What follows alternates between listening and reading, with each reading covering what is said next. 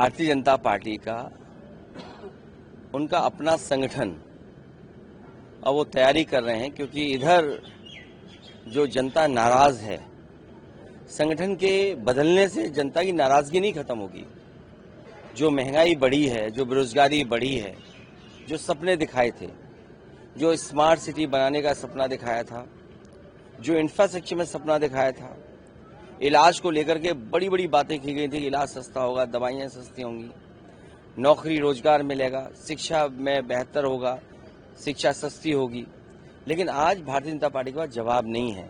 तो संगठन के बदल जाने से जनता की नाराजगी कम नहीं होगी, और पीडीए की जो धमक है उसी का परिणाम यह है कि अभी भी चिंता कर रहे हैं कि उत्तर प्रदेश में उनका अध्यक्ष कौन बने।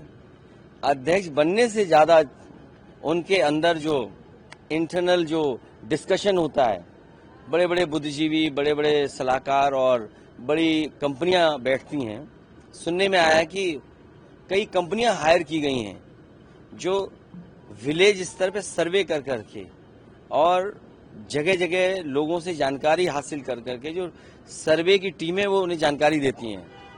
तो केवल अध्यक्ष बनाना नहीं है, वहाँ ओसीएम और डीसीएम को भी बदलने का मामला चल रहा है।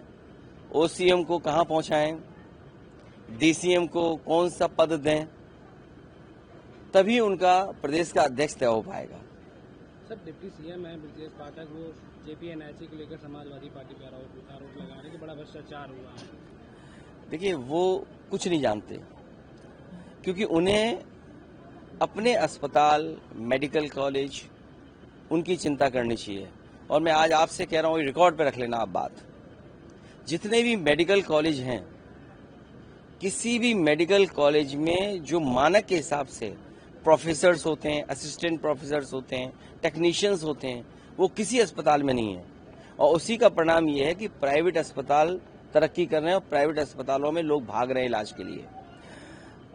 आप केजीएम में चले जाएं, आप लोहिया इंस्टीट्यूट में चले जाएं, आप पीजीआई में चले जाएं, बड़े पैमाने पर भीड़ है। और दूर न जाएं आप, बगल में कैंसर इंस्टीट्यूट है। जिस डॉक्टर ने मुझे केवल दिखा दिया, हम लोगों को सच्चाई बता दी, उस डॉक्टर को शुक्ला थे कि वाजपेयी थे, मुझे याद नहीं है, उनको हटा दिया ट्रांसफर पोस्टिंग से। कैंसर इंस्टीट्यूट बगल में है, कैंसर का इलाज नहीं हो रहा है। उनके अपने नेता जो बीजेपी का जिस समय बनना था और जिस समय पहले अध्यक्ष चुने गए, पहले प्रधानमंत्री बने, उनके नाम पर यहाँ यूनिवर्सिटी बनी है। मेडिकल कॉलेज बनाने का काम था, यूनिवर्सिटी बनाने। क्या अटल बिहारी वाजपेयी के नाम पर जो यूनिवर्सिटी बननी थी, उसमें क्या इलाज होने लगा? जिस योजना का प्रधानमंत्री जी ने शिलान्यास किया हो, अगर प्रधानमंत्री जी शिलान्यास करें और वो अटल बिहारी वाजपेयी यूनिवर्सिटी न बन पाए और मेडिकल कॉलेजों की दुर्दशा हो जाए, उन मंत्री के बारे में क्या सोचें? वो रात भर सो नहीं पाते, रात भर कैसे सीएम बने उनका सपना देख रहे हैं। जो व्यक्ति सीएम का सपना देख रहा हो दिन रात, उससे आप क्या उम्मीद करोगे? और जेपीएनआईसी वो बिल्डिंग है जो one of the best building है, और उन्होंने एलडीए को इसलिए दिया है क्योंकि वो बेचना चाहते हैं। सोसाइटी जो थी, वो सोसाइटी का मैं फाउंडर मेंबर हूं, हमारे राजेंद्र चौधरी जी फाउंडर मेंबर हैं उसके। फाउंडर मेंबर को आपने हटा दिया, सोसाइटी को आपने हटा दिया। अगर ये परंपरा होगी कि किसी फैसले को जो कैबिनेट से लिया हो उस फैसले को बदल देंगे, तो आने वाली सरकार भी उन फैसलों को बदलेगी जो ये कैबिनेट फैसला ले रही है। अगर कैबिनेट के फैसले बदलने लगेंगे, ये कैबिनेट के फैसले से सोसाइटी बनी थी जिसके हम लोग फाउंडर मेंबर हैं, और फाउंडर मेंबर और सोसाइटी को हटाने का लक्ष्य यही है कि वो बेचना चाहते हैं, वो चीज को हटाना चाहते हैं। आज आप सोचिए, हम खड़े हैं, आम का मेला कहाँ लगाया, आम महोत्सव कहाँ बन रहा है? अभय शिल्पग्राम किसने बनाया? समाजवादी सरकार में बना। वहां पटिया लगी है जहां हमारा उद्घाटन है। कहो तो हम चलें शिल्पग्राम में, आम का वही देखें पटिया जाकर के। जहां हम खड़े, ये जो ऊंची बिल्डिंगें दिख रही हैं, ये किसने बनाया? ये नेताजी का बनाया हुआ है, समाजवादी पार्टी का बनाया हुआ है। 3000 एकड़ का लाइसेंस नेताजी ने दिया था, और 3000 एकड़ का लाइसेंस समाजवादी पार्टी पिछली सरकार में मिला। ये जो इंफ्रास्ट्रक्चर और अच्छा होना था और सुविधाएं मिलनी थी, इन्होंने इतना दबाव बनाया अपने लोगों को खुश करने के लिए, इतना भ्रष्टाचार किया कि हर चीज महंगी हो गई है। सोचो, जो सस्ता मकान मिलना था वो महंगा हो गया, जो सुविधाएं गांव में जो बसे हुए बीच में जो मिलनी थी वो नहीं मिल पा रही है। तो इन्होंने भ्रष्टाचार बढ़ाया, महंगाई बढ़ाई, बेरोजगारी बढ़ाई, अस्पतालों की दुर्दशा कर दी इन्होंने। इसीलिए संगठन बदलने से कुछ नहीं होने वाला है। जो दिन रात सपने देख रहे हैं मुख्यमंत्री बनने का, कोई दवा ऐसी लाएं अस्पताल से, किसी डॉक्टर से लें कोई दवा कि वो जल्दी बन जाए मुख्यमंत्री। हम तो ये कहना चाहेंगे। सर, कांवड़ रोड पे नया फूड सेफ्टी ऐप जो है वो लॉन्च करके बारकोड लगाया जा रहा है, इसको कैसे देख रहे हो? और नाम और लाइसेंस लगाना अनिवार्य है।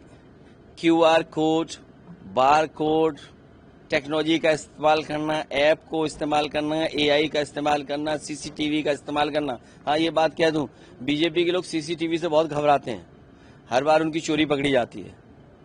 इसलिए ये जो टेक्नोलॉजी नहीं इस्तेमाल करनी थी, जिस तरह ये कॉरिडोर बनाने का प्रचार कर रहे थे, जो हमारे कांवड़िया हैं, जो आस्था के साथ एक परंपरा को निभाते हैं, कम से कम इनको वो इंफ्रास्ट्रक्चर बना के देना चाहिए था जो सुविधा मिलती, और जो सुविधा मिलनी चाहिए वो क्यों नहीं दे पा रहे हैं लोग।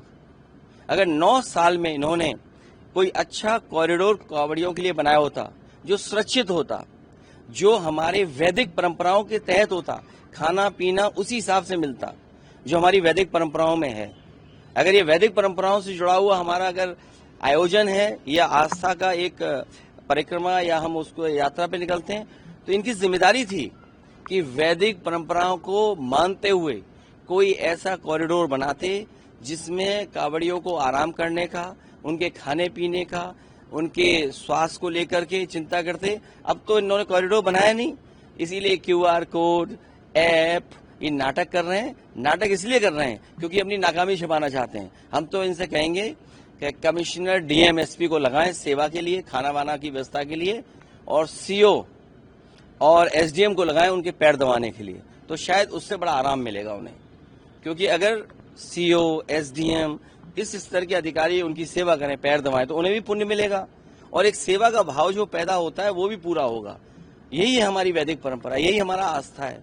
तो मैं उम्मीद करता हूं कि मुख्यमंत्री जी QR कोड तो बना ही रहे हैं, इसके साथ साथ ये भी एक जियो जारी कर दें कि DM SP खाना स्वास्थ्य सेवाएं देखेंगे और CO और SDM उनके पैर वैर दबा के सेवा करेंगे। सरकार में कैबिनेट मंत्री हैं आशीष पटेल, वो सरकार पे ही अपने आरोप लगा रहे हैं और कह रहे हैं कि सूचना विभाग से ये हमारे खिलाफ ये सूचनाएं दी जा रही हैं और संयंत्र रचा जा रहा है मेरे खिलाफ। हालांकि 1700 करोड़ कम बताया उन्होंने।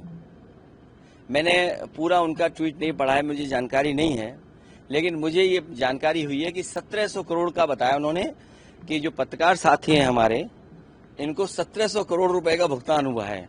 अब मुझे नहीं पता News 24 को कितना बजट मिला होगा, ANI को कितना बजट मिला होगा, भारत समाचार को कितना बजट मिला होगा, लेकिन सुना यह है कि 1700 करोड़ से ज्यादा पैसा आप लोगों पे खर्च हुआ है। सोचिए 1700 करोड़ रुपए।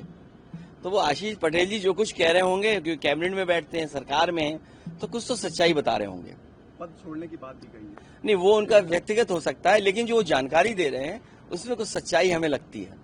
सर, महाराष्ट्र में हिंदी भाषा विवाद जो चल रहा है उसको आप नहीं, उस पर हमें कुछ नहीं बोलना, बस इतना बोलना है कि OCM और DCM का मामला ठीक नहीं है, इसीलिए दूसरी बातें हो रही हैं। सर, बिहार में वोटर लिस्ट को लेकर के तमाम जो है कयास लगाया जा रहा है, बताया जा रहा है कि जो वोटर लिस्ट में गड़बड़ी के चलते तमाम ऐसे मतदाता हैं जिनका नाम कट जाएगा, तो क्या चुनाव आयोग जो है विपक्ष की नहीं सुन रहा है? इलेक्शन कमीशन को बीजेपी के सारे पे काम नहीं करना चाहिए, और जो वहाँ की पॉलिटिकल पार्टीज जो आशंका जो सोचती हैं कि उनका वोटर के साथ भेदभाव होगा, इस समय जब बाढ़ होगी और अचानक चुनाव सामने आ गया, कौन अपना बर्थ सर्टिफिकेट ढूंढेगा?